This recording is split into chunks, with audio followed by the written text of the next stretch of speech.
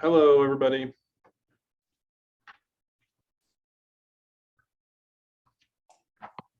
Hello. Christy. Looks like we've got pretty much everybody here. So it's 1:30 and I'm gonna get started. So with the time being 1:30 right on the dot, I'll call the June 8th, 2022 STRGBA GSA meeting to order. Welcome everybody, and there's Michael Riddell too. Great, perfect, we got everybody. So going through the list here, I've got Michael Renfro from the city of Oakdale, Miguel Alvarez from the city of Modesto, Michael Riddell from the city of Riverbank, Mike Pitcock from the city of Waterford, Eric Thorburn, myself from Oakdale Irrigation District, Gordon Enos from Modesto Irrigation District, and Christy McKinnon from Stanislaus County. Good to see everybody. Thanks for joining us. So the first order of business here is business from the public. So at this time, interested persons are welcome to introduce any topic within the agency's jurisdiction. Matters presented under this heading may be discussed, but no action will be taken by the agency at this meeting. So I will open it up for the public for any topic they would like to discuss currently that's not on the agenda. Douglas Manor, you've got your hand up. Hope I didn't butcher your name there, Douglas.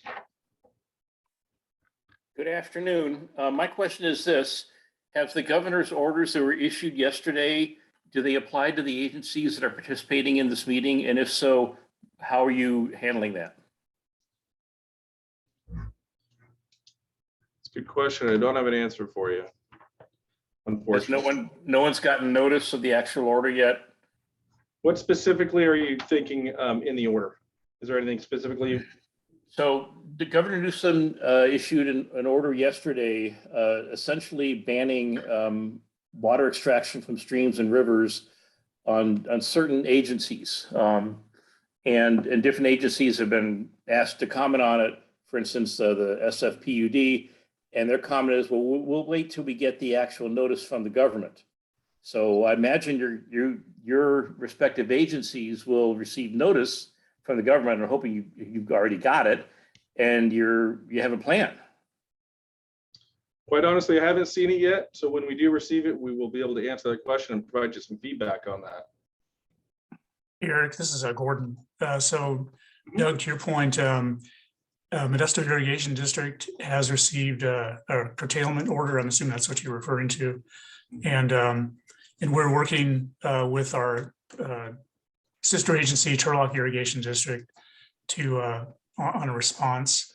The order so far only pertains to curtailing our post 1914 water rights. So those are the ones that we obtained after after the district was formed, and typically refers to the diversions from storage. But we are and will be responding to the order. Okay, thank you. And I guess that's not going to affect your agenda item on well drilling, correct? That's correct. This is curtailment of surface water diversions. Wonderful. I have a comment about the well drilling up form, which I'll make at the appropriate time. Just let me know when.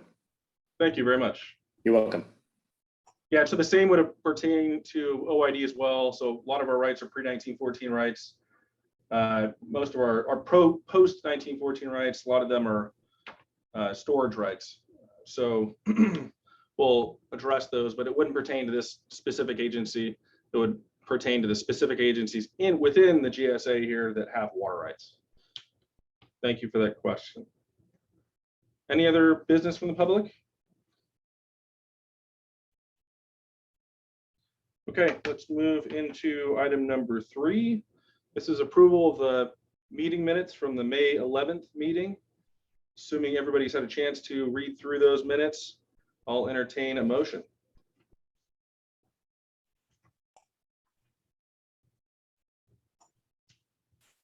I move to approve the May 11 meeting minutes. Thank you, Gordon. I can second that. Thanks, Christy. So I'll take any questions or comments from the member agencies this time on the meeting minutes.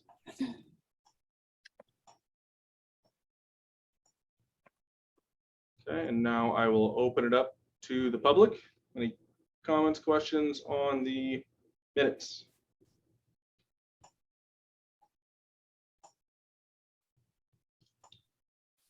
See no hands raised, hearing none, we'll proceed to vote. All those in favor signify by saying aye. Aye. Aye. Aye. Any opposed? Motion carries. Thank you. Item number 4, remote teleconferencing participation. So our last resolution was effective until the 11th of June. So we're good to have taken action on the previous item before taking action on this item. But we will need to extend that, adopt another resolution to extend that another 30 days. And I think you actually extended it until the next meeting date, which was the 13th, if I recall correctly. So that's you, Gordon. Do you have anything to add to that?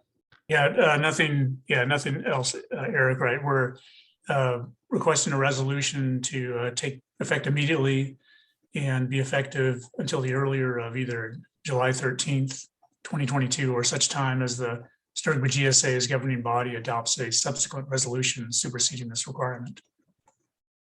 Very good. Thank you, Gordon. With that, I will entertain a motion. Renfro motion. Thank you, Renfro.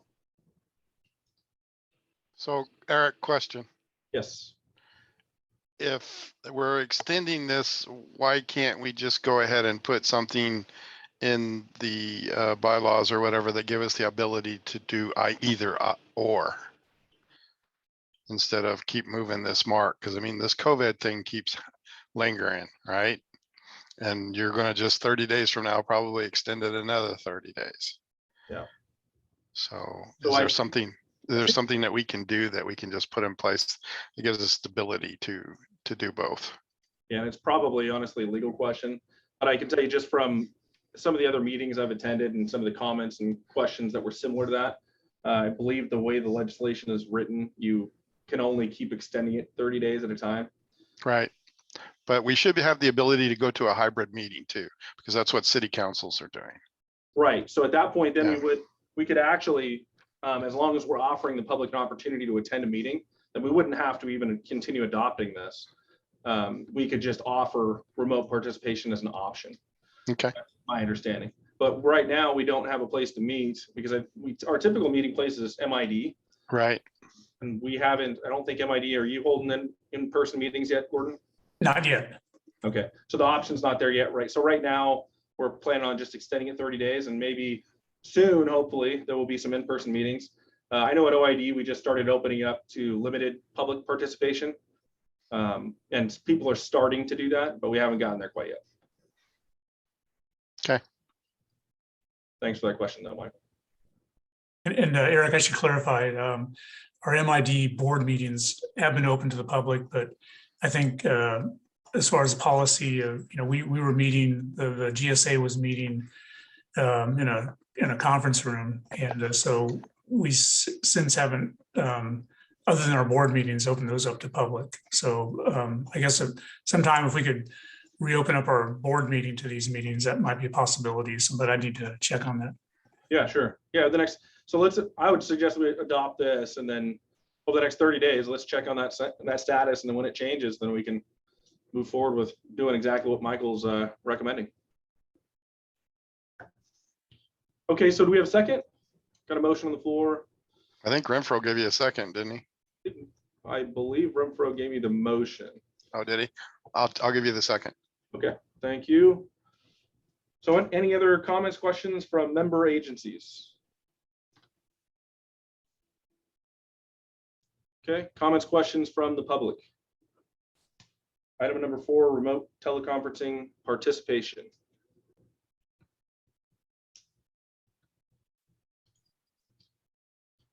Hearing none, seeing no hands raised. We'll move to a vote. All those in favor signify by saying aye. Aye. Aye. Any opposed? Thank you. Motion carries.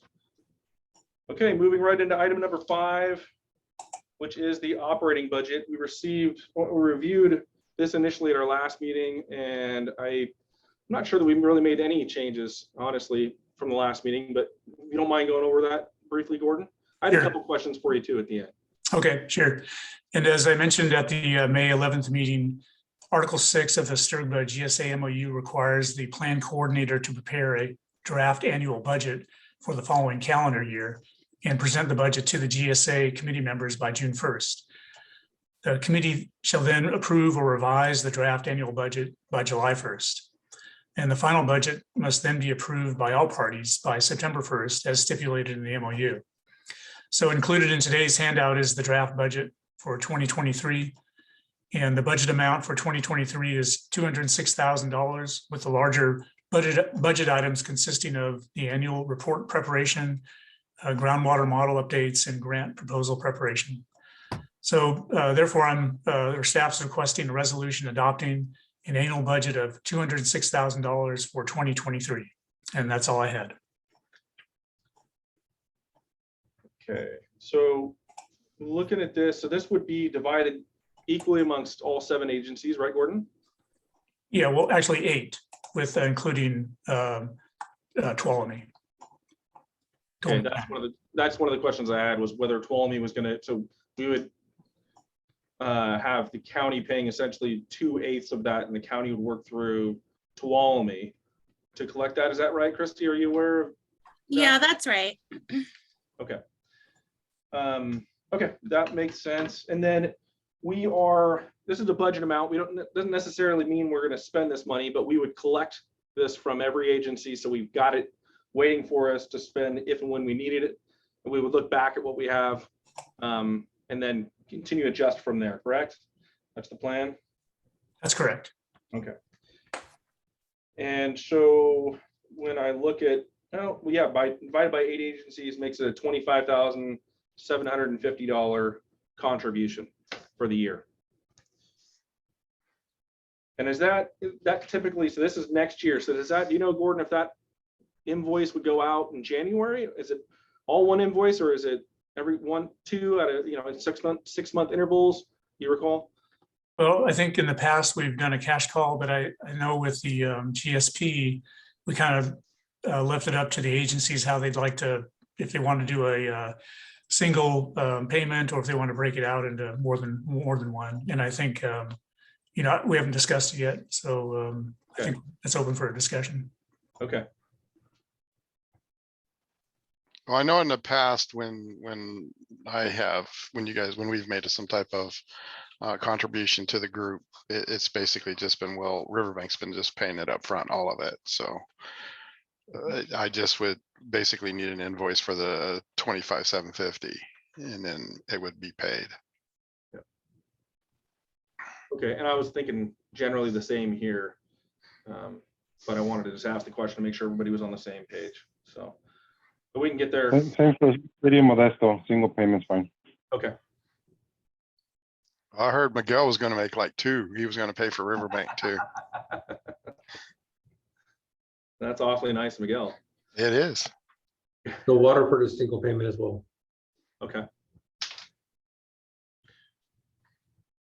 Okay, I'll entertain a motion. Oh, Renfro, you've got your hand up? Sure, yeah. So I'm glad you kind of reminded me of Miguel. You left me a voicemail about the previous payment and the call for the funds for the contingency, in addition to that of the other revenue. I need to get something to counsel everyone. So Gordon, if you could help me by sending me some hard document about the budget and our individual payments, I can get this to council, because Miguel, I need to get council action for those other 2 payments. So Okay. I'm way behind on Miguel, and I apologize to the city of Modesto for that. It's with my boss, and our GSA item, that resolution that formed our GSA, it said that we were the city of Oakdale. Again, this is our own little personal housekeeping thing that I have to do, everyone, but just to let you know, our GSA, the resolution that formed the GSA said we'd go back for any additional. I forget what that first number was, everyone, that we committed to, but anything subsequent to that, needs to go to my council. I can double check on that for Stanislaus. So cash calls annually, honestly, I mean, cash calls annually. Gordon and Eric would have to get it approved by council. Yeah, for your agency. Yes, Sure. and right now this is a budget number, so you can, we usually do our budget for OID. We usually do our budget here in September. So we'll Okay. incorporate it into that, but those budget discussions. Uh-huh. And we'll be ready to go in January when this invoice goes out or thereabout. So you should have plenty of time to do that. I sure do. Yeah. Yeah, the previous stuff, you'll have to talk to Miguel and make sure you get your council's approval if you need to pay those previous invoices. Well, he had his, he wasn't muted, so I was trying to beat him to it. I thought he was going to bring it up. Oh, and money. No, yeah, do you hear me now, Michael? I can, yeah. Yeah. No, yeah, I got the update. I'll let our finance folks know that, you're working on a council item and we'll get it once that's been taken care of. All right. Thanks, everyone. Perfect. Okay, so with that, I'll entertain a motion on this. If there's further discussion, we can take it after the motion if everybody's comfortable with that. I'll move that we approve the next year's budget. Thank you.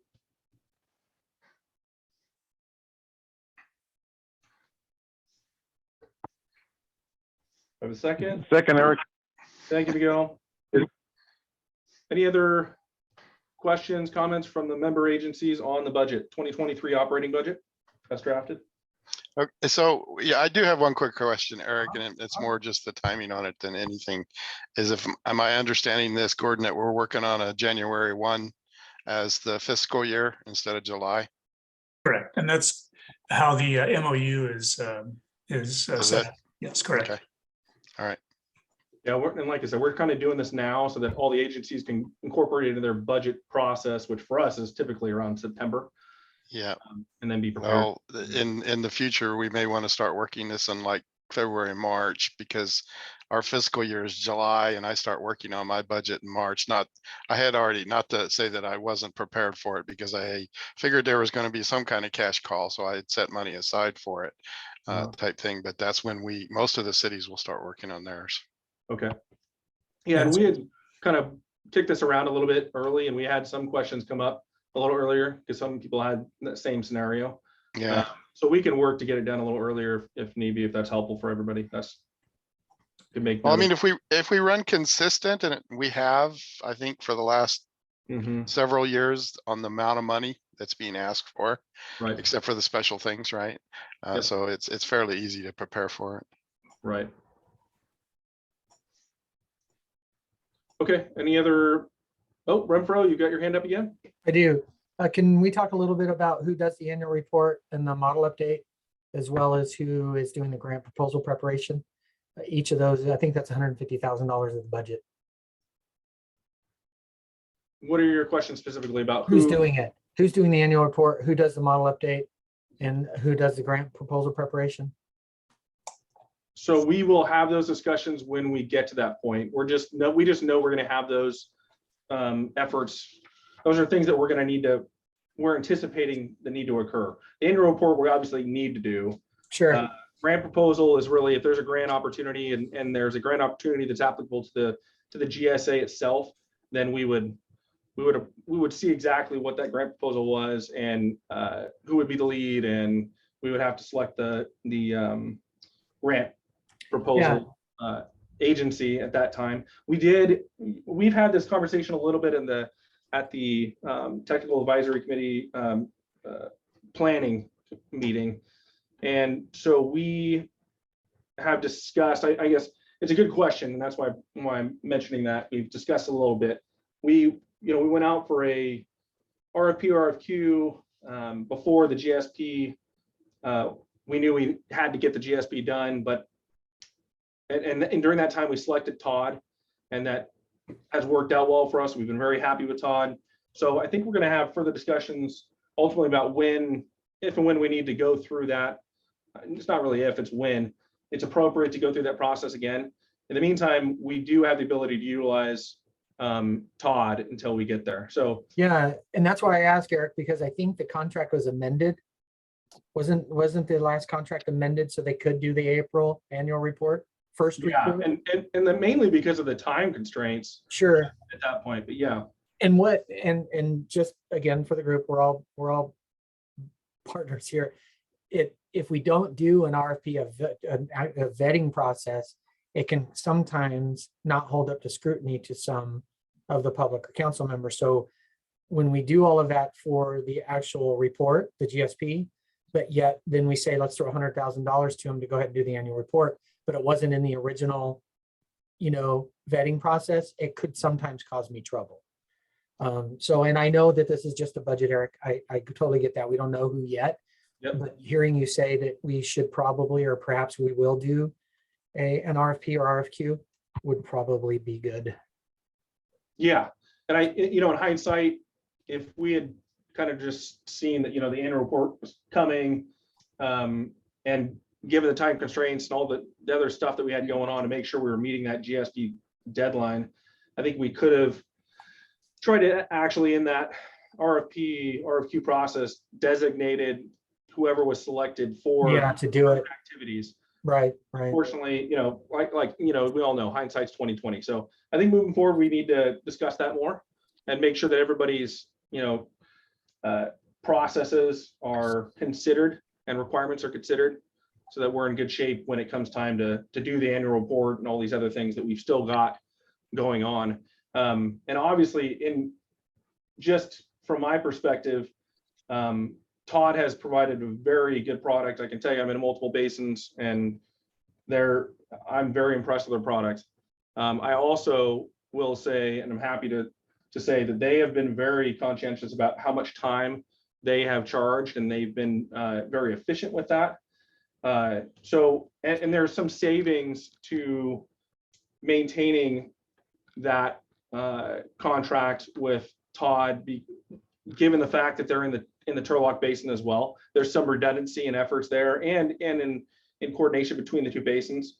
So it's just something we want to keep in mind, and that's why I'm not as worried about it as I would be typically. But I totally understand where you're coming from, and I think we're gonna have to get there. Yeah, it's a good comment. All right, thanks for your time, guys. Anything else from the member agencies? Okay, we'll open it up to the public. 2023 operating budget.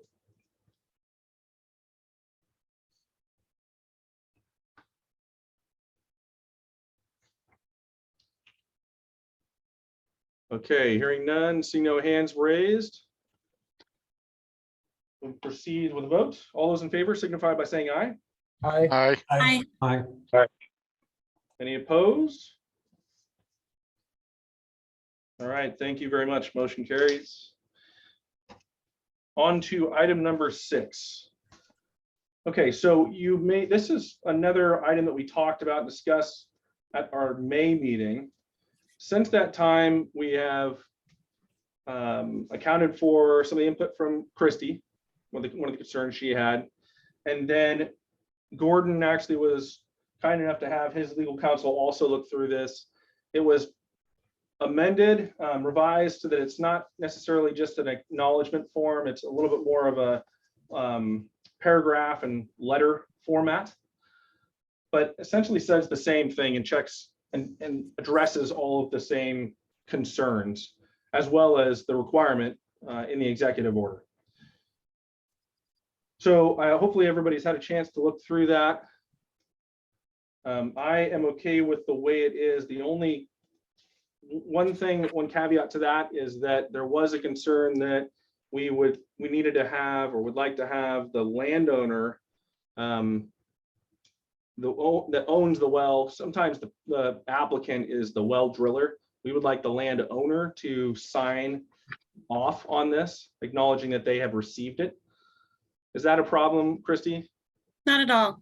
Okay, so I would propose a motion ultimately, pending other input from others, to adopt this as drafted with the ability to, but provide the staff the ability to incorporate the landowner's signature on the form.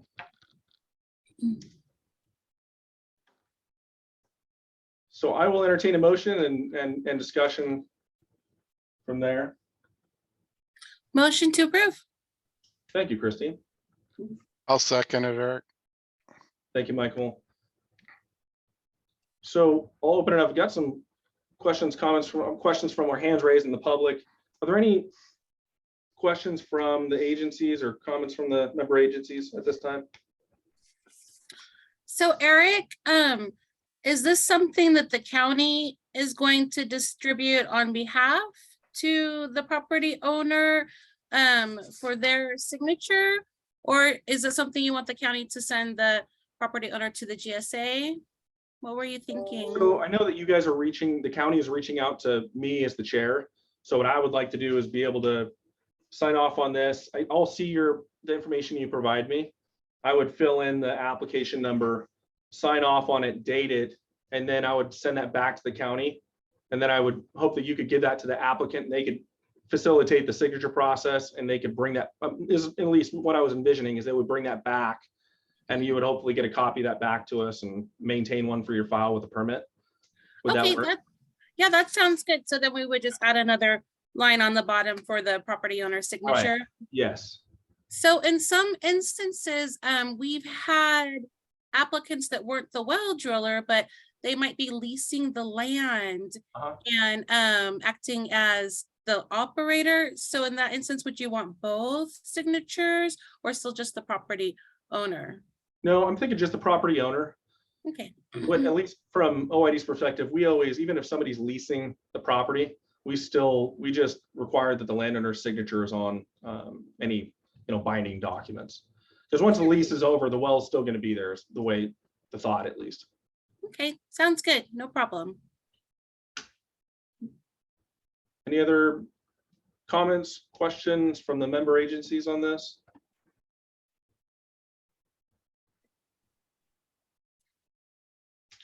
Okay, we'll open it up to the public, and I see Doug, you're just at the top of my list here, so we're going to take you first. We're ready for you if you want to. You're muted currently. There you I am go. unmuted. Okay, great, thank you. I have two comments. The first is the governor's order essentially requires that you guys do two things, one of which you note in your proposed order, one of which you don't. The two things you're required to find is that the well proposed to be located at the groundwater extraction would not be inconsistent with any sustainable groundwater management program. You cover that language in your proposed form. However, if you keep reading, and there's a lot of legalese here, but if you get down to the bottom of the paragraph, and that's paragraph 9A on the governor's form, it also states you have to make a finding that the permit, quote, would not decrease the likelihood of attaining a sustainability goal for the basin, unquote. I don't see that language in your proposed resolution. So I think it's missing that, and it's faulty with all due respect in that regard. My second comment, and we can address this in a moment if you like, is what exactly are you doing to verify that the well complies with the governor's order? And I know we discussed this last month, and I certainly hope it's not something like a check the box form or a perfunctory wink and a nod. I assume that you interpret the governor's order to require some level of activity, some level of analysis by your department to make sure it complies with the GSP and doesn't lower our water levels to the unacceptable levels. Thanks, Doug. So if you look at the draft, and this is one of the things I generally mention, you may or may not have had the most current form. The most current form on the agenda today is more of a paragraph form. So in the first paragraph, it notes exactly what you mentioned about the order, the executive order, that the proposed well would not be inconsistent with the applicable groundwater sustainability plan adopted by the GSA, and the second part, which you mentioned, would not decrease the likelihood of achieving a sustainability goal for the basin covered by such a plan. And then in the fourth paragraph, that conclusion is made in accordance with the executive order. The second sentence of the fourth paragraph, it says, based upon the information provided, and the analysis undertaken, STRGBA GSA verifies both 1 and 2 that you're talking about. So you may be looking at, may not have caught it, or you may not be looking at the most current form. So I think we've got the first one addressed. The second question, so we kind of talked about this last time, like you said. What happens is the county sends over all these well permit applications. We look at them. One of the things that, and they'll come to me, but when I look at them, I do see where they're located. And I know what agency or agencies that applies to, and I will be, and I have been forwarding on this information to those agencies so we can get feedback, they're aware of it, and that sort of thing.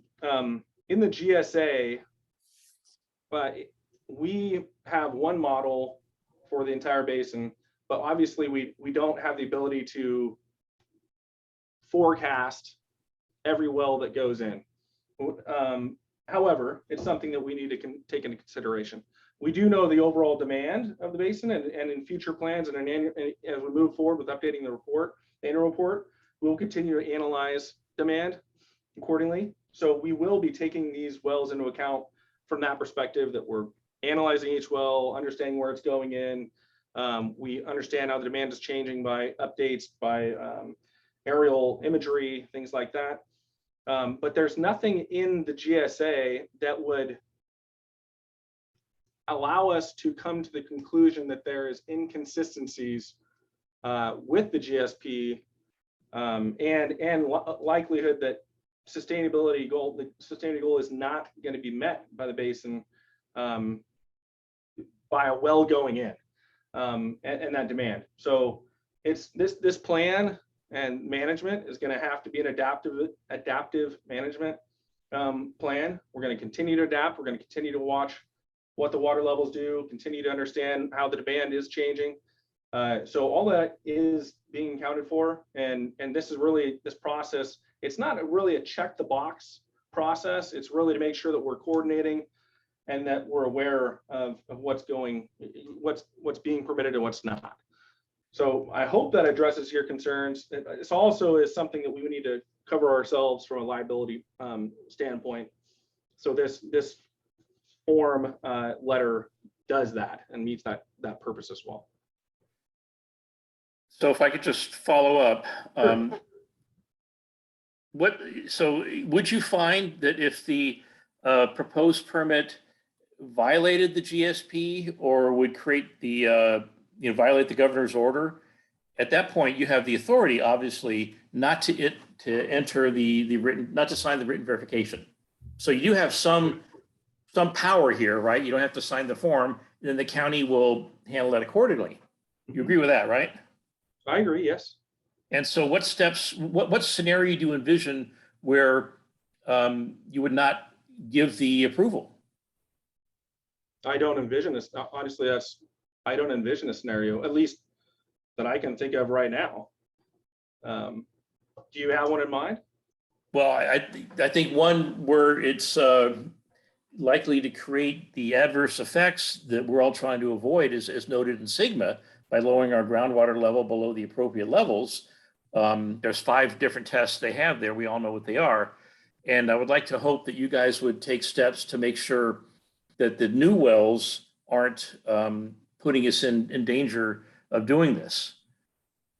Because let's face it, the more straws you have in the aquifer, the more water you're sucking up. And if you don't restrict that at some point, then we're going to enter the area where you have those 5 categories, and then you're going to have to deal with an enforcement action by the Water Resources Control Board.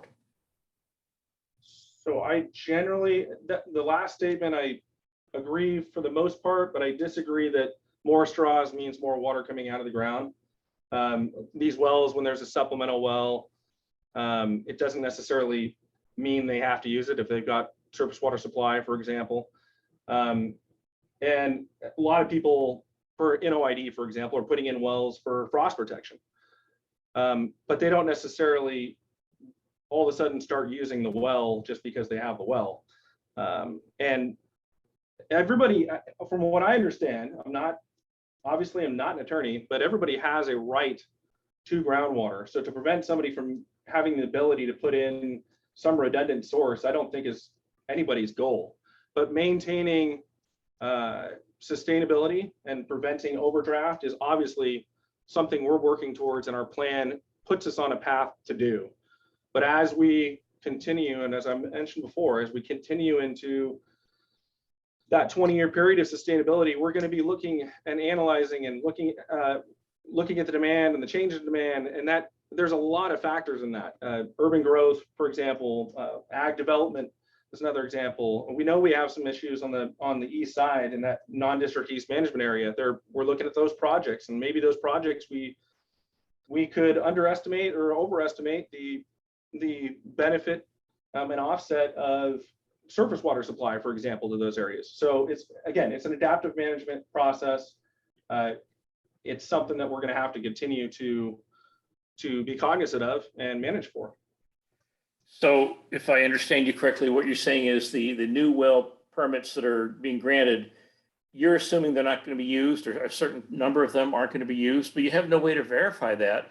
And you don't know. Why else would someone go to the money and expense of getting the permit and drilling a well and not using it? I think you have to assume that if someone goes to that level of effort, they're going to use the well and withdraw the water. And the wells can be monitored, can't they? I mean, I think you need to take more steps than just what you're doing. And I think at some point it's going to potentially end badly. So we do have the ability to monitor wells. It's expensive, so we want to be cognizant of that.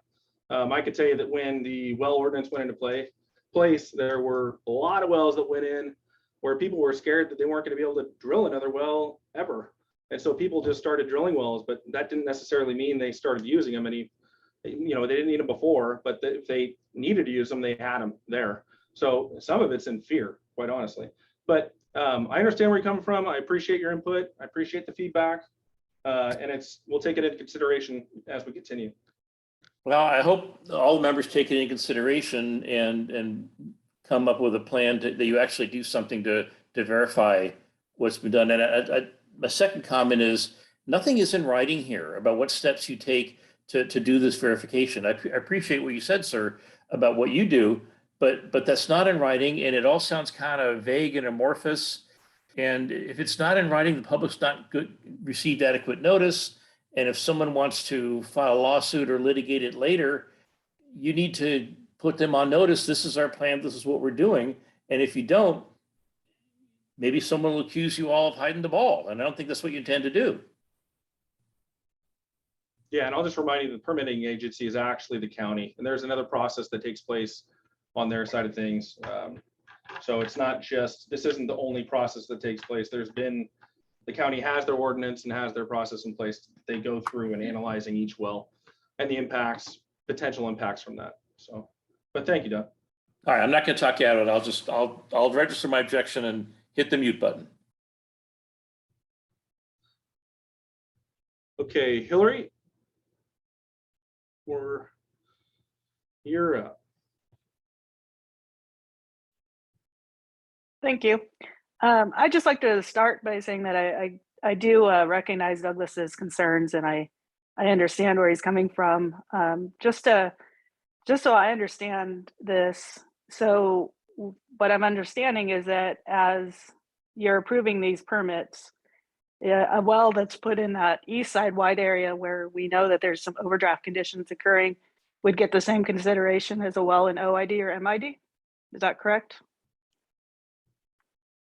No, and there's two things that are incorrect about that. First of all, we're not approving the well. We're just coming to the conclusion that the well is not inconsistent with the GSP and would not decrease the likelihood of achieving a sustainability goal. So those are the two things we're doing. We're not permitting the well. So that's an important clarification, I think. And then as far as taking into consideration, having it be considered differently, like I said before, that when when the county reaches out to me as the chair, I end up notifying the people that are involved. The non-district east, that is the county. So the county is aware of that. They have a process where they go through to determine what level of CEQA analysis or exemption is applicable And in the non-district east case, my impression, and Christy can weigh in, is that it's not the same from the county's side of things. It's not the same for a well that's going into the non-district east as an area in overdraft as it is in OID, which is known not to be an overdraft. Is that So correct? yeah, so I think that was a good way to clarify the issue here. So we have the two things. We have the county's groundwater ordinance, which allows an exemption for new wells that are determined to be consistent with the GSP as determined by the GSA. So the county still retains the permitting authority for new wells that go into the white areas. So for new wells that are in excess of 2 acre-feet per year for the demand for the annual extraction rate, those wells are subject to supplemental review by the county, which requires additional information and compliance with the CEQA process. So I don't know, Eric, maybe this is a good time to clarify if the GSA will be able to consider determining a consistency verification for those new wells. And if not, then it still remains the same for the county's groundwater ordinance. I'm not sure. I don't understand what you just, what was the last thing we needed to say? So will the GSA be able to make a determination for new wells that are outside of irrigation districts?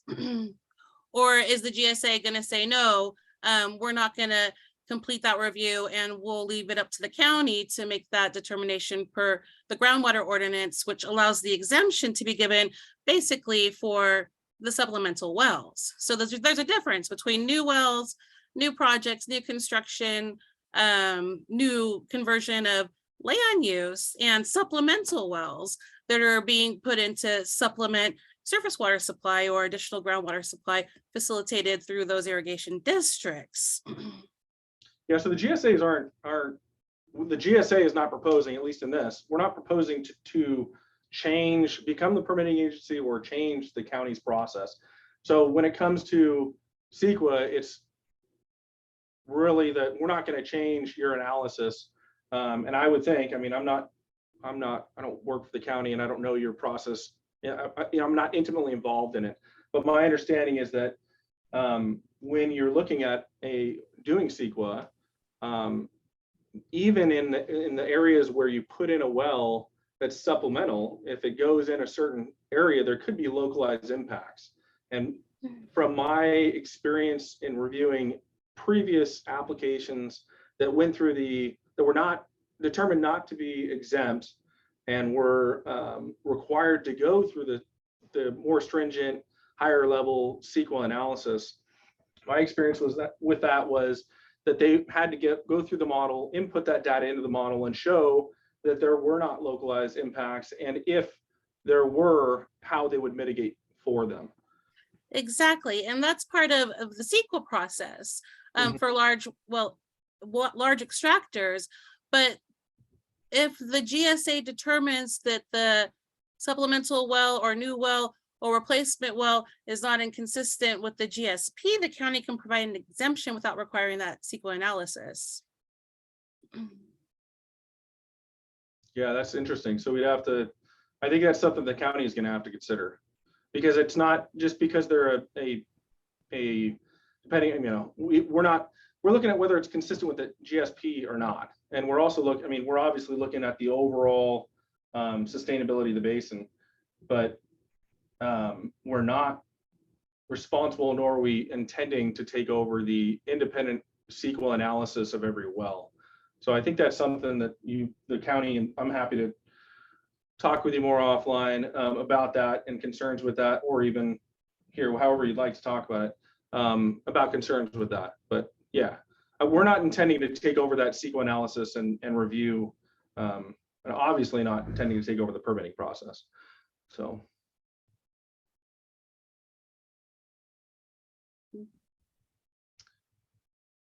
I think that looks like Hillary is done. Stacy, you've got your hand up, Stacy. Yes, thanks so much, Eric. So I just want to make sure that I'm understanding, because I did read the revised draft that you guys provided.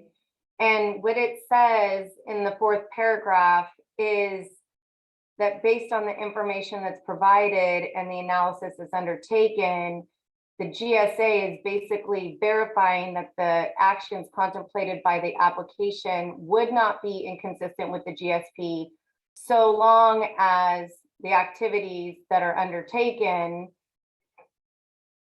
are in compliance with the GSP.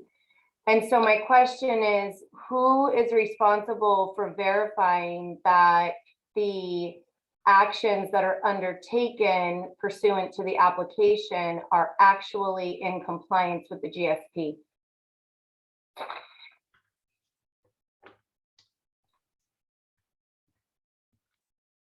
Well, I can tell you right now that there is nothing current. We don't address specifically well permitting in the GSP. So I think that I mean, we're going to do what we can. If we're going to do what we can to modify this in the future, if necessary, to tell them certain things. But we also note in there that one of the reasons we put that in there is that that they are in compliance with the GSP in its current form and as subsequently modified or amended, including all sustainability criteria identified and all projects and management actions undertaken pursuant to the GSP. So even if we looked at even if we were determining it was compliant today, we want to make sure that they understand that it needs to be compliant tomorrow. So right now, for example, we don't have pumping restrictions in place, but that's a management action, right? So we don't have that management action in place right now, but that doesn't mean they're not going to be required to abide by that management action, and that if we went to pumping restrictions, that they wouldn't be required to do that in the future if it became necessary. And that's part of that adaptive management. So right now, I don't think there's a whole lot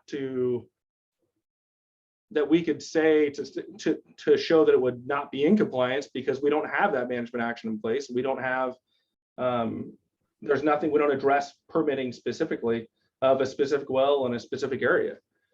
So I think we're going to have to, I would say that the GSA or the county are going to have to work together on that when that has to happen. Mm-hmm. When it's out. So I guess what we're concerned about is, and this concern was raised by the gentleman that spoke first, is we definitely have differing conditions within our GSA.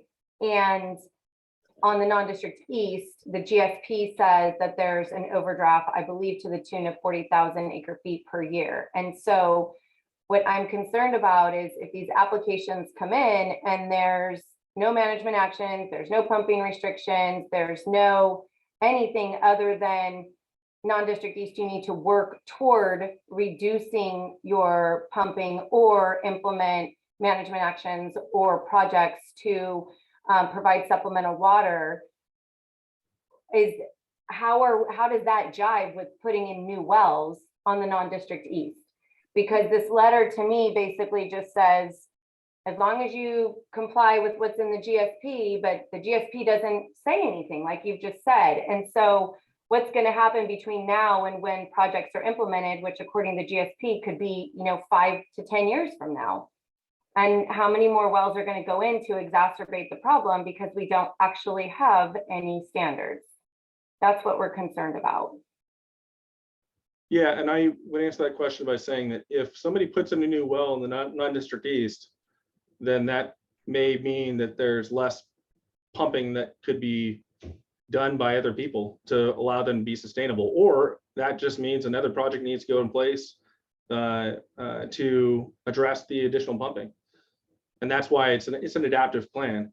Right now, we have a number that we're starting with now, but there's a lot of moving parts in this whole thing. There's people around us, even basins around us that are influencing our stream flow interaction, for example. So it's got to be adaptive. But that doesn't mean, I don't think that my personal opinion is I don't think that we should try to restrict one person to benefit somebody that's already pumping. I don't think that I don't think that's something we want to get into. So if somebody in the non-district east, for example, knowing that they're in overdraft, wants to put in a well and develop agriculture, that's a risk that I guess they are looking to take. But what this says is that, well, in the future, that might result in us having to take, management actions if projects can't balance the basin and balance the issue that's over there. So I totally understand the concern, but from my mind, that's how we're approaching it currently. And it may not be how we're approaching it tomorrow, and that's why we're trying to cover ourselves in this by saying, hey, you've got to understand that the rules can change in the future depending on what happens. Okay, thank you for your response. I appreciate it. Ali Stevens?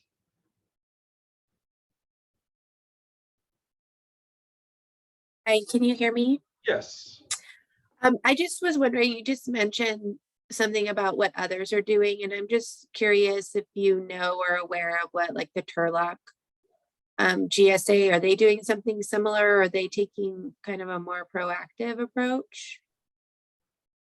So the East Turlock GSA is not providing a verification for a consistency determination for a new well at this time. So for any new well that's going on with it going in within the Turlock GSA, they will not provide a consistency determination For the East Turlock. for East. Okay. Only replacement wells. So the new wells that aren't supplemental in nature will have to go through the supplemental evaluation and CEQA process per the county ordinance. So I think for the Modesto subbasin, we need to have some further discussion and clarification as to how the GSA wants to approach the non-district east and providing the consistency determination for new wells in the white areas, just for clarification. Okay, for the because record. so what you're saying is if the STRGBA GSA determined that they would not provide a consistency determination for a new well in the non-district east, then that would just trigger additional obligations for it wouldn't mean the well wouldn't go in, it would just be more onerous on the person or entity that's trying to put it in. Well, that's the thing. So in that case, supplemental information needs to be submitted to move through the CEQA process. And that's where you get into the analysis about potential for interference drawdown and critical threshold levels and mitigation measures and things like that. So it doesn't guarantee that the well will be permitted. What it does is it lets the applicant provide information to demonstrate that the proposed project and any necessary mitigation measures per the programmatic EIR will make the permitting of the well in compliance with minimum standards. So that's it. So I think that we just need to have some more discussion to determine, how the GSA wants to make that approach for those new wells that are in the non-district wide areas. Yeah, it seems to me that and I think it's been pointed out and it's in the GSP itself, that there's a distinct difference between the West and the East, and that the problem is in the East. And I think to the point that Stacy Henderson made, there's a lot of time between now and, when you're supposed to be sustainable. But if things aren't started sooner rather than later, and we're not more proactive about taking control of the situation, it's going to be harder to control in the future.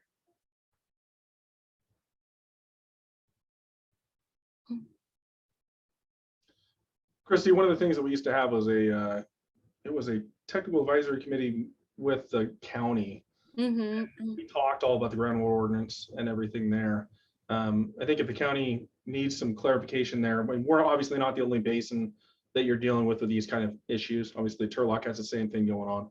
It might make sense to have that discussion at one of those meetings, get some feedback, so that we can all talk about how your ordinance and that process is, you know, we try to address this. Mhm. I think that's a great idea. I think that's another really good idea as to why we need to have those meetings more frequently instead of just quarterly, because there's a lot of things coming to head. Well, and you have the quarterly meetings, the water advisory committee, but we used to have a technical advisory committee that was more of the agency staff. And that was really who's drafted the groundwater ordinance to begin with. And since that was passed, we really haven't had the need to call that technical advisory committee to order again. So it might be something you might think about doing here, and we can have those discussions at that meeting, so that we know what the county's process is and all of the GSA is aware of it. And if we need to amend our processes beyond what we're proposing today, that we can. I think that's a good idea. Okay, Dennis, I saw your hand up first, I believe.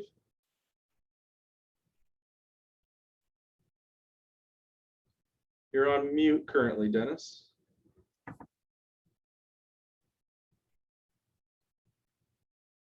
Oh, your hand just dropped. Assuming your question, you don't have any more questions. So Julia? No, he just needs to unmute. I lowered his hand. Oh, okay. You can talk now, Dennis.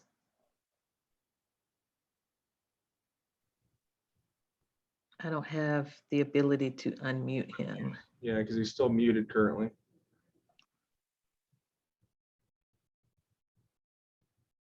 Oh, there we go. I finally figured out how to do it. Sorry. Good, Dennis. Yep.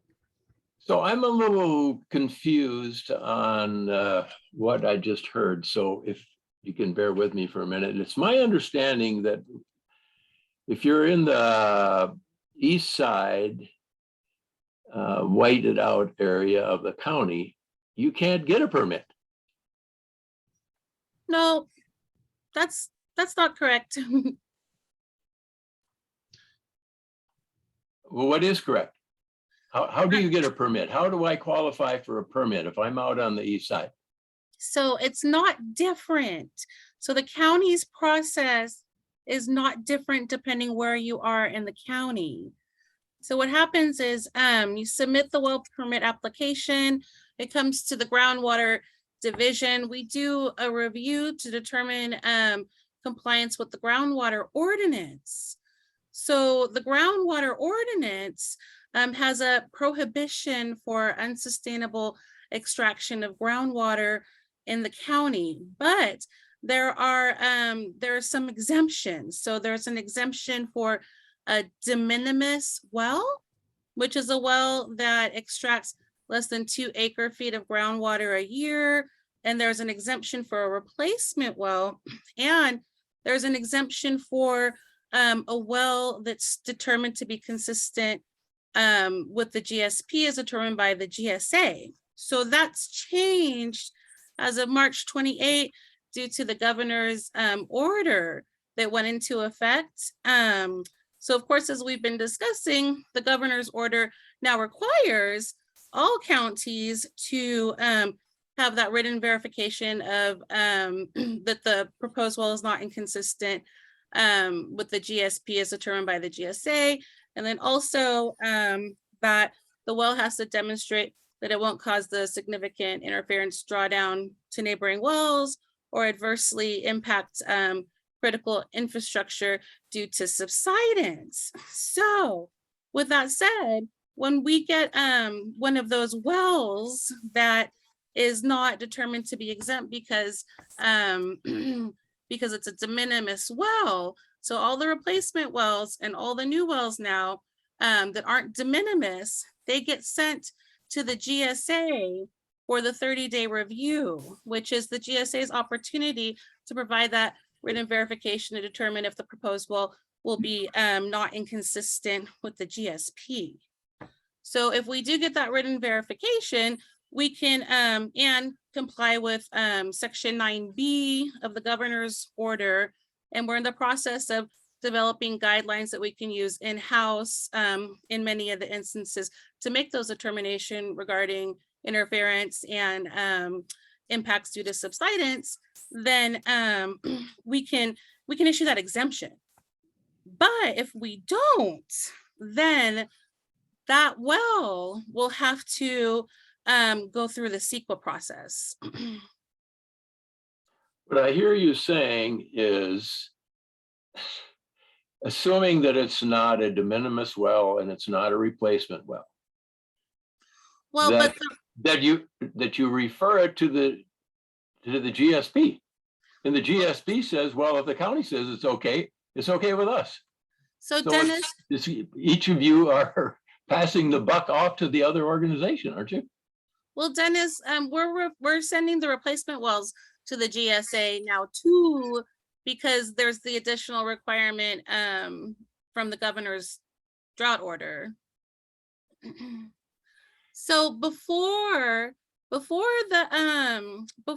GSPs were adopted, the groundwater ordinance, instead of letting the GSA make the determination, would look to like the irrigation districts and water management agencies to see if the proposed project was consistent with those water management practices. And then there was language put in there that said, okay, or upon adoption of the GSP. So this has been a change recently this year because we've now adopted the Modesto and the Turlock Subbasin GSPs.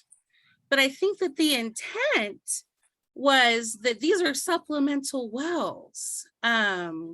So I just feel like it's just worth some more discussion to address the review process for new wells. Yeah, but, sorry, but in a practical manner, I'm a farmer in the east side white area of the county. I want to drill a well. I go to the county. It's not a de minimis well. It's not a replacement well. I want to pump more water out of the ground. Can I get a well permit or can I? Well, the next step would be to see if we can get the determination to see if the well is not inconsistent with the GSP.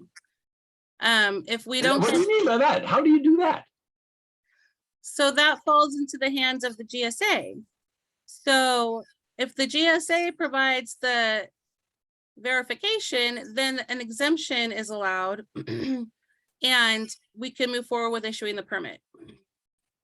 If not, then the applicant has to go through the supplemental well permit process and the CEQA process to provide the additional information to verify that the proposed well isn't going to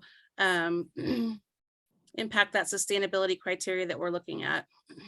Is there any chance, going through the process that you just mentioned, that it would result in a successful, in success and obtain permission to put the well in?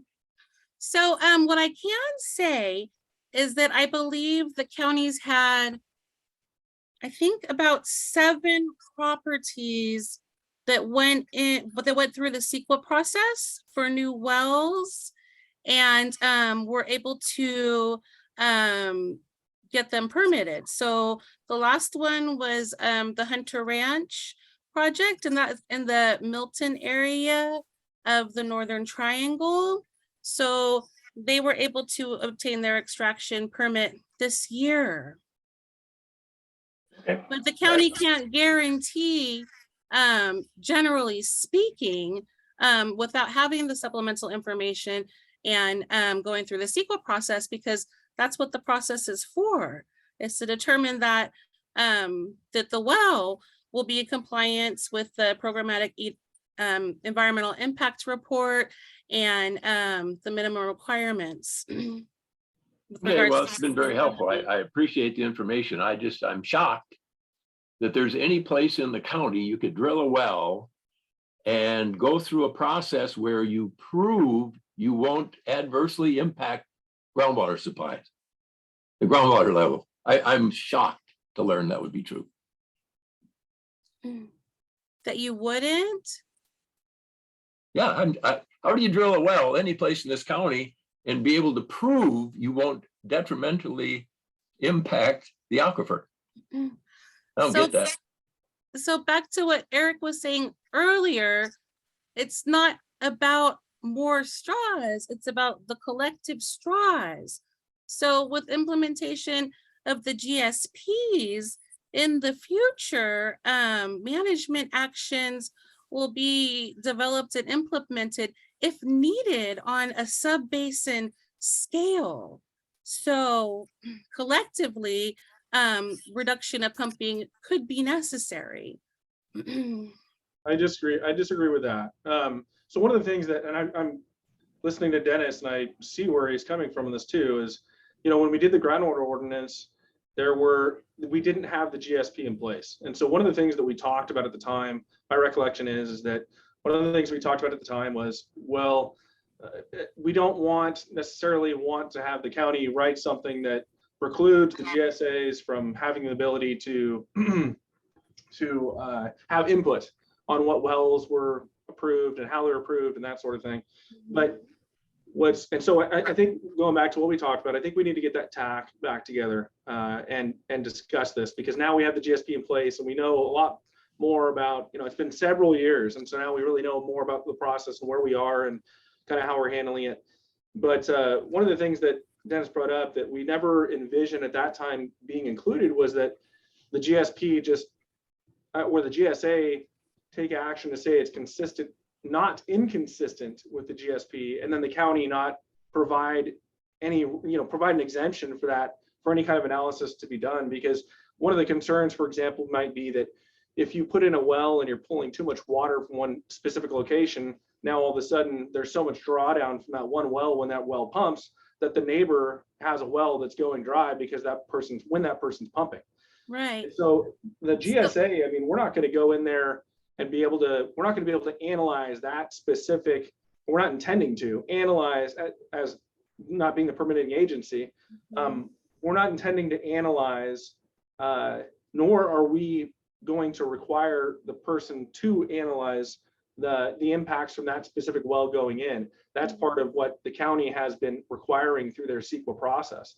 And so what they do is they go in and they analyze the well and they do a modeling and they say, I'm going to pull this much, and they model it and see how much drawdown they would anticipate from that action. But it sounds like if the GSA, say that it's consistent with the GSP, that they have an exemption, the county's not going to require them to do that, which doesn't seem appropriate. So I think from my perspective. So anyway, I think we've got some work to do there, definitely. I think we should reconvene that TAC if you can do it, or if you have some other suggestions, because we need to revisit that document and make sure that we're on the same page to address that concern. Yeah, we can do that. We'll work on getting that together. Okay, thank you. Thanks for the input, Dennis. Yeah, thank you, Dennis. Okay, do we have any other questions, comments from the public here on this?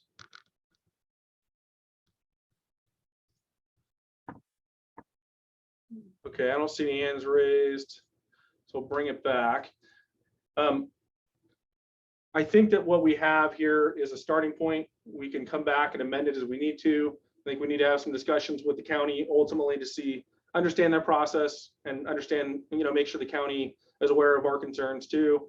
So that's definitely some homework that we need to do. I don't think it's going to happen at this specific GSA meeting, but it might affect what we ultimately do with this, and we can amend it at that time if need be. I don't want to, I would propose that we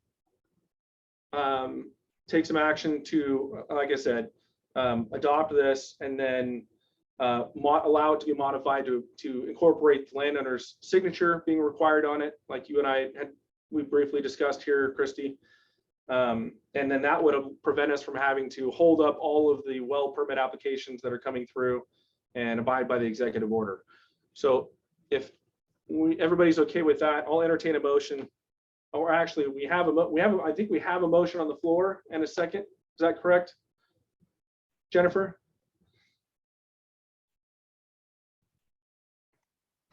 For this one, I have a motion in the second.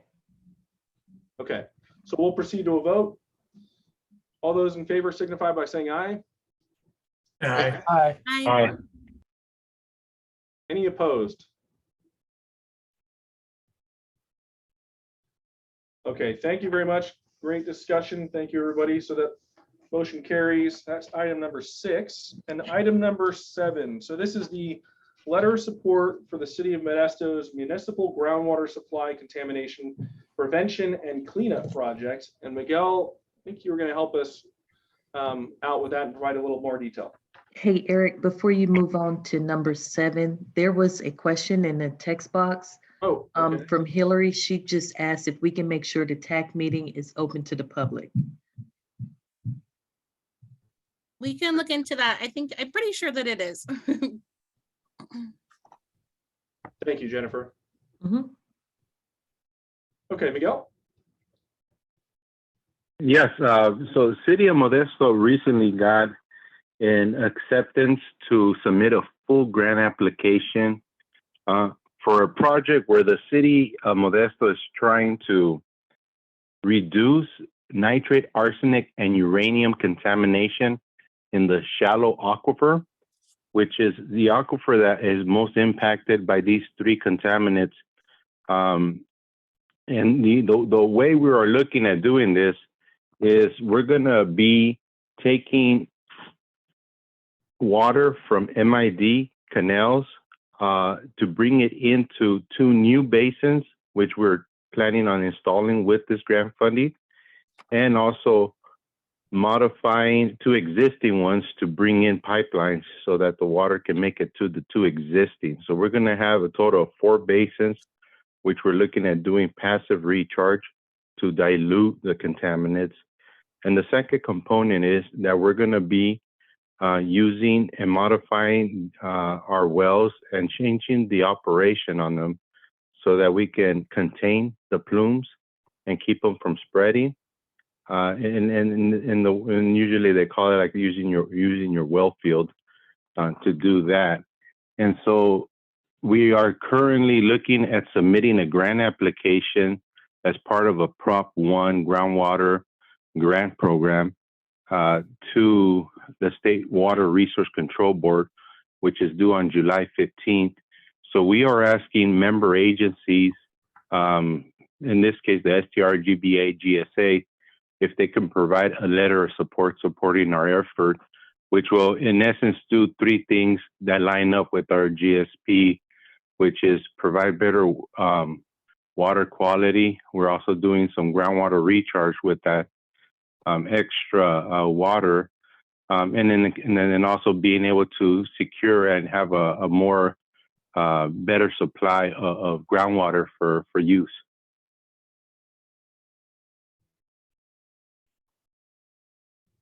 And in this meeting, it is the request to the STRGBA GSA. I will be reaching out to other member agencies that are a part of this group for an individual letter as well. Thanks, Miguel. And yeah, go ahead. Do you have more? If anybody has any questions, be happy to answer. Yep. So just to clarify, and I know the answer, but so we've got some round 2 funding, I think is what they called it, for Sigma projects, and that was up to $20 million. And this is a different grant. It will not affect the GSA or GSA agencies for ability to apply for that. So this that funding anticipated in September, this is completely, or at least the funding application process that's supposed to open up in plus or minus September. This is completely independent of that. Yes, these are two separate grant programs. Okay. Do we have any questions from the member agencies on this?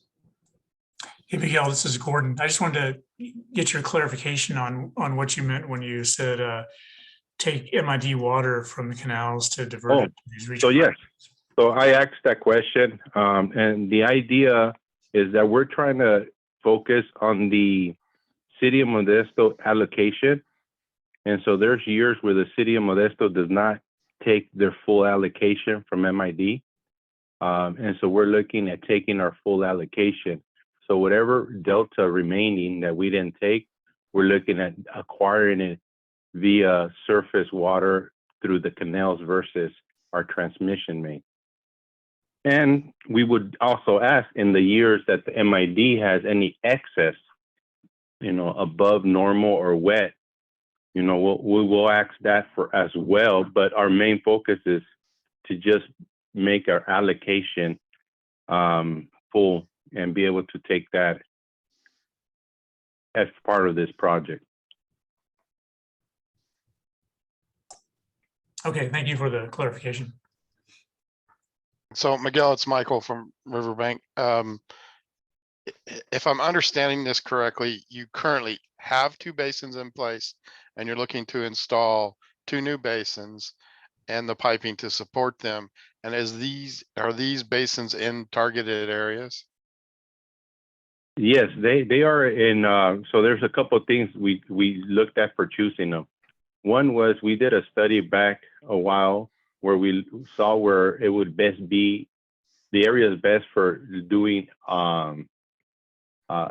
storage for the city of Modesto. And those were in the east area where the aquifers have bigger sand stratus and gravel stratus where we have more water. That was one element that was placed in here. The other element was the proximity to the MID canals. So we were looking at open spaces and existing basins that were near MID canals. That was the second element. And then the third element is looking where you would put the water to make the impact for these contaminants we have in the footprint of the city of Modesto. Okay, so if I'm understanding you correctly, then the 2 new basins that you're installing are targeted for an area that you will get good penetration in the groundwater, but not necessarily an area where you may have a high constituent? It would have to, the constituent of this program, the grant we're going is for contaminants. So Right. that is the primary. The secondary here, well, that is the primary, and then everything else would be secondary. Recharge would be secondary. But primary is to reduce the contaminant to make the aquifers more available for future generations, in essence. Well, that's why I'm asking the question where the basins are currently located, and you're looking to have the ability to do a groundwater recharge per se, but in the same process to be able to dilute an area that maybe has a high contamination for one of the constituents that you talked about. Yes, and in all fairness, the contaminants are pretty spread within our footprint. That's kind So of what we did choose. Yeah, we kind of chose like an upstream portion. Okay. So anything going down would eventually make it down, and also towards the direction of the flow, and hopefully have the biggest impact in taking care of the dilution. Right. And then with the well field optimization, it helps we control where that movement is as well. Okay, because so that's one of the concerns that I'm sure the outliers around Modesto are going to have with this, is that where are you going to push that contaminant, right? So when we look at this, so I'd be really interested in seeing exactly how Modesto is going to go about this. So I'll send you. We have a 1,005-page report. You're gonna make me read the whole thing, or are you gonna highlight it for me? No, I can give you. I mean, the short version, the very short version was this today version. I don't think we're pushing the plume. We're containing the plume. We're trying to dilute it. Okay, so I would be interested in how you came to that conclusion. Okay, yeah, no, definitely. They looked at various options on how to tackle it, and it was a $2 million effort and study and a grant that paid for that. Right. And that was the task of that study. Once they came to which method would be the most successful, that's what this implementation round is about. Okay. We're now trying to implement what was highlighted by that study. Okay, so yeah, go ahead and send me that 1,005-page report. So I'll sift through it. And anybody else that's interested, I mean, we can, if anybody's interested right now, let me know and I'll add you to the list. Did you actually have it modeled? Don't you have a model that you can put water into different places and see how? That was going to be my next question. Yeah. Yeah, you know, we did hire several how can I say, expertise in this one. We involved several stakeholders, some of them specific to each contaminant. I want to say they did have a modeling effort involved in there. I can definitely, if you guys, if you guys even want a presentation, we can even do a presentation for the group, and vet this out even better. Because at the end of the day, it is in our basin. It is something that can be potentially mimicked by other agencies, and I think it's a good moment to share what has been learned from this effort. So we can do that, Michael, and I'll verify what kind of model we might have been using. I know they sometimes have like a transport model that looks at geology, the contaminants and whatnot. Right.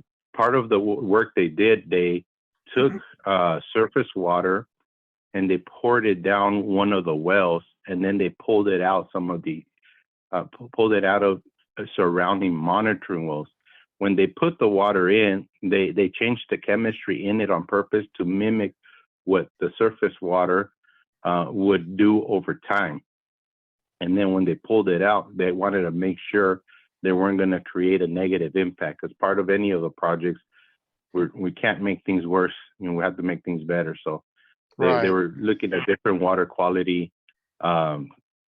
elements to make sure nothing was being made worse. And so all that should be enclosed in the document. Okay. But I'll find out a little bit more details on the modeling components. Well, yeah, once I get it, give me some time to to at least get highlighted through it and stuff like this. I'll probably be contacting you. All right, appreciate it, Michael. So what is your timeline for submitting this application? I mean, if we were comfortable, we wanted to get a presentation at the next meeting, would we still be able to take action at that meeting and help you still meet the timeline for applying? Right now, as we're crunched right now, Eric, with the timeline, since we do have to submit it on the 15th. We are trying to get letters. I'm trying to get letters at least by like the 27th of this month.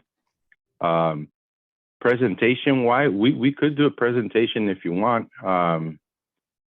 We can have the consultant. I just know we are under the gun right now, and the reason being is they just notified us in April that we have been accepted like on April 27th, and then they send us all the grant application package material, and then we have part of that is getting letters of support, filling all these documents, doing the council resolution, and so forth.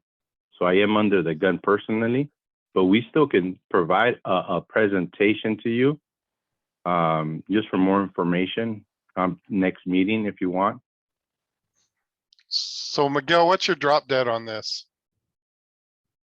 For getting the letter of support? Yes. You know what? I would want to say the 27th, just because I could get it later, closer to the deadline on July 15th, but we're trying to package everything sooner than later. Sure. No, understandable. Yeah. That's reasonable. We still got plenty of time.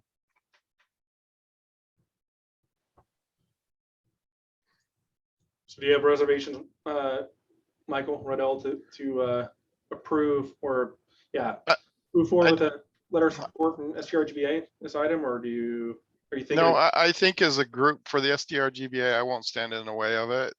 Okay. Right. I just want more information. I don't, and I'll tell you, here's my reasoning, right? I'm currently having an issue with one of my wells, a nitrate issue that has never had a nitrate issue before. And it's a rather large well. It's well 10, it's a 2000 GPM.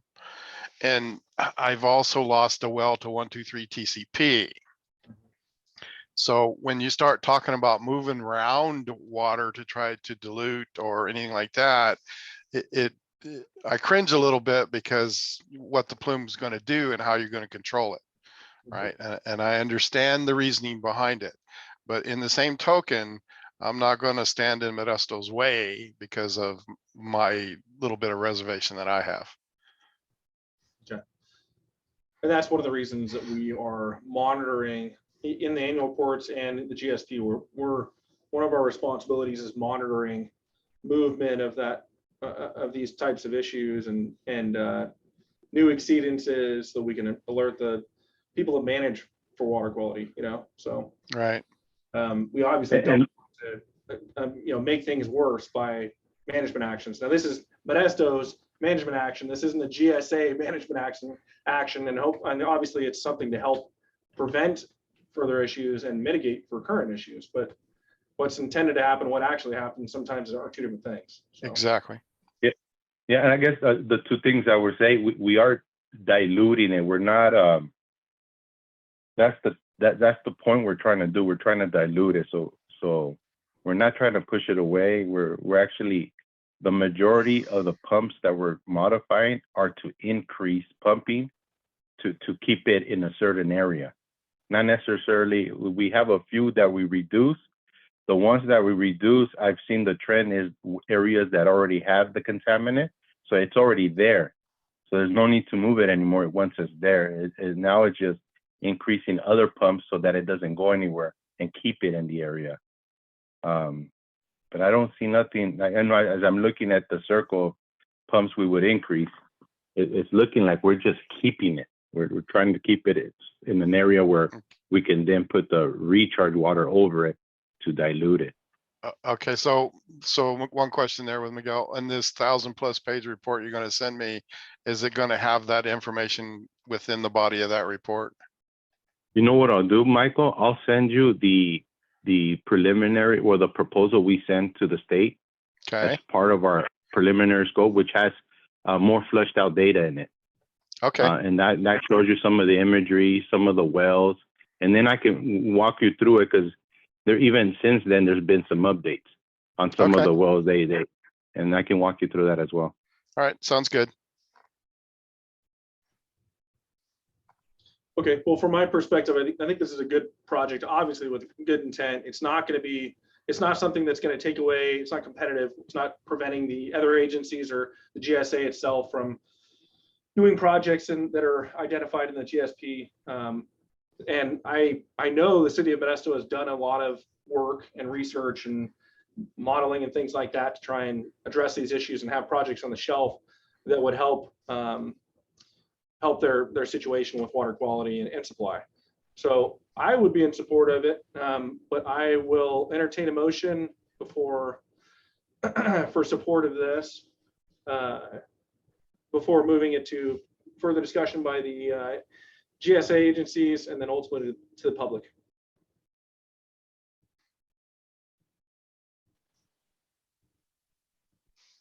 Renfro motion. Thank you, Renfro. I'll go ahead and second it. Okay. Thank you very much. Any other questions, comments from the agencies before we go to the public?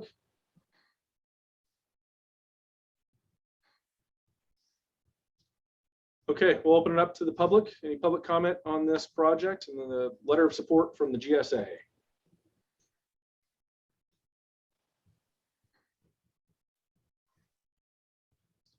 Very good. I'll bring it back to the agencies for a vote. All those in favor signify by saying aye. Aye. Hi. Any opposed? Motion carries. Thank you very much. We'll get that letter out to you, Miguel. Thank you for the information. Thank you. And good best of luck with getting the grant. Item number 8. So the next meeting was scheduled for July 13th, 2022. It's our normal scheduled date at 1:30. Planning on doing that by Zoom. Gordon, in the meantime, is going to see if there's any option for in-person attendance, and when that changes, let us know. But for now, we're going to plan on just having that meeting over Zoom. So any discussion on that from the member agencies? You're on mute, Michael. Just one request. Jennifer, can you get me back into the list because I'm not getting the agenda or any of the items for the meeting. Yes, I can look into it, but I know you're on the invite. Yeah, I mean, I'll I got a resend it. calendar invite and everything, but I don't see the agenda or anything. It's weird. I'll check it on Constant Contact and see if something happened, but I haven't taken anybody off, Yeah. Okay, thank you. especially not you, Rydell.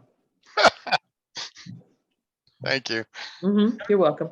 Hey, Jennifer, if you don't mind, or one of us, I can even do it myself. If we forward you the email that went out with the agenda and everything, you might be able to check with like your IT department. I know sometimes here we've been getting rejected emails and we never even know they're getting rejected. So it might be that somehow it's your firewall or something to kick it to the side, and you might be able to send that to your IT guy. No? Yes, Yeah, probably it might so. be. It could very well be my side too. And that's Yeah. what we're going to need to find out.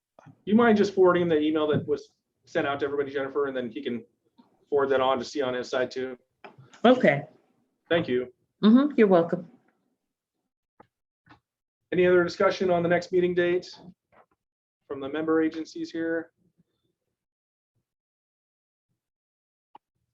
Okay, we'll open up the public, the next meeting. Questions, comments about that?